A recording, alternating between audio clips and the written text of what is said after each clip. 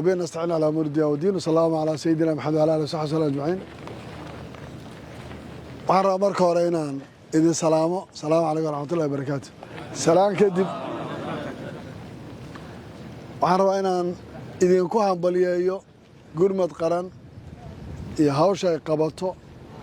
iyo shaqada aad ku jirteen iyo sida geesinimada leh ee mar walba hawlgallada iyo aad ugu guulaystaan idinkoo aad wada socotaan ciidamada kale ee ama heer state ama heer federaala ha noqdeen danab SNA JSF iyo idinka iyo jiizaba taa waan idinka mahad celinayaa xaqiiq ahaan dhallinyaradan yaryar ee maanta mas-uuliyadda ay qaadeen ay ka weyn tahay mid dad waaweyn maanta ayna garanaynin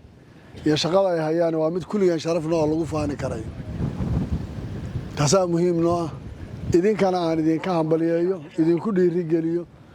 waxa ugu muhiimsanna waxay tahay wada shaqaynta iyo isku xidhnaanshaha ciidamada iyo saraakiishu shaqada ay waajibaadkeeda idin siinaysa iyo sida loo fuliyo sababtoo iyaguba dee waxay ka soo qaadanayaan jaranjaray ugu soo degaysaa waxaa labaadan rabaa inaan idinku booriyo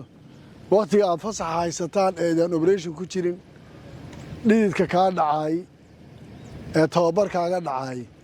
wuxuu faa'iido kuu qabanayaa maalinta xaaladda dagaal aad ku jirto sidaa daraaddeed markaad xerada joogtaan waxaad qabataan inay noqoto inaydaan fadhiisanin aad debrid iyo tababaro iyo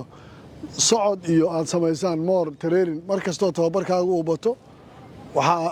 badnaanaysa guushaada aad ka gaadho xilliga dagaalka taasaa iigu muhiimsan marka idinka iyo saraakiishiina iyo waxaan idin farayaa in arrintan aad ku dadaashaan shaqada aad qabataanna waa mid maanta qof waliba uu ogyahay ama la wada ogyahay iyo wada shaqaynta idinka iyo ciidamada kale iyo sida loo wada shaqeeyo waxaan Jubbaland ku faanaynaa oo waxtar weyn noo ah maanta waxaan ku faanaynaa ay tahay ciidanka shaqeeya ee hawlgalay labada heer wuxuu doonaba ha noqdee inuu yahay hal unit hal ciidan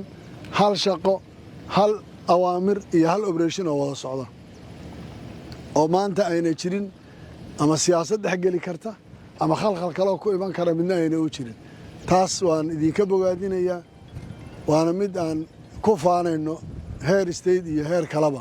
maanta shaqada aan qabanayno macnaha inoo samaynayso aad iyo aad baad ugu mahadsantihiin shaqadaad haysaan waana mid la wada ogyahay ku samra xero jooggiinu ha noqdo tababar iyo debrid iyo socod intaada shaqada aydan ku jirin si berri natiijo badan aad uga dhalisaan aad iyo aad baad u mahadsantihiin